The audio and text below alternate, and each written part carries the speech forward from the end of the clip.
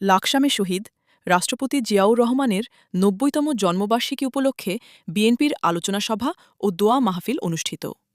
বিএনপির প্রতিষ্ঠাতা ও শহীদ রাষ্ট্রপতি জিয়াউর রহমানের ৯০তম জন্মবার্ষিকী উপলক্ষে কুমিল্লার লাকসামে আলোচনা সভা ও দোয়া মাহফিল অনুষ্ঠিত হয়েছে। লাকসাম উপজেলা ও পৌরসভা বিএনপি এবং এর অঙ্গ ও সহযোগী সংগঠনের যৌথ উদ্যোগে এই কর্মসূচির আয়োজন করা হয়। উক্ত অনুষ্ঠানে প্রধান অতিথি হিসেবে উপস্থিত ছিলেন বিএনপি জাতীয় নির্বাহী কমিটির শিল্প বিষয়ক সম্পাদক, লাকসাম উপজেলা বিএনপির সভাপতি এবং কুমিল্লা ৯ লাকসাম মনোহরগঞ্জ আসনে বিএনপি মনোনীত ধানের শীষের প্রার্থী মোহাম্মদ আবুল কালাম।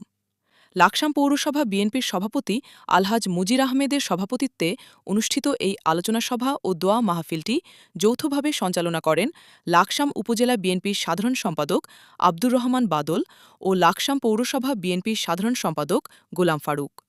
অনুষ্ঠানে বক্তারা শহীদ রাষ্ট্রপতি জিয়াউর রহমানের বর্ণাঢ্য কর্মময় জীবন ও দর্শনের ওপর বিস্তারিত আলোচনা করেন। বক্তারা বলেন, বহুদলীয় গণতন্ত্রের প্রবর্তক শহীদ জিয়াউর রহমান ছিলেন আধুনিক বাংলাদেশের রূপকার। তার আদর্শকে বুকে ধারণ করে দলকে সুসংগঠিত করার আহ্বান জানান নেতৃবৃন্দ।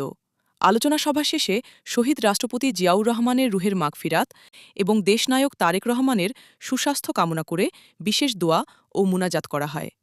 এ সময় লাকসাম উপজেলা ও পৌরসভা বিএনপি, যুবদল, ছাত্রদল, স্বেচ্ছাসেবক দলসহ বিভিন্ন অঙ্গসংগঠনের বিপুল সংখ্যক নেতাকর্মী উপস্থিত ছিলেন।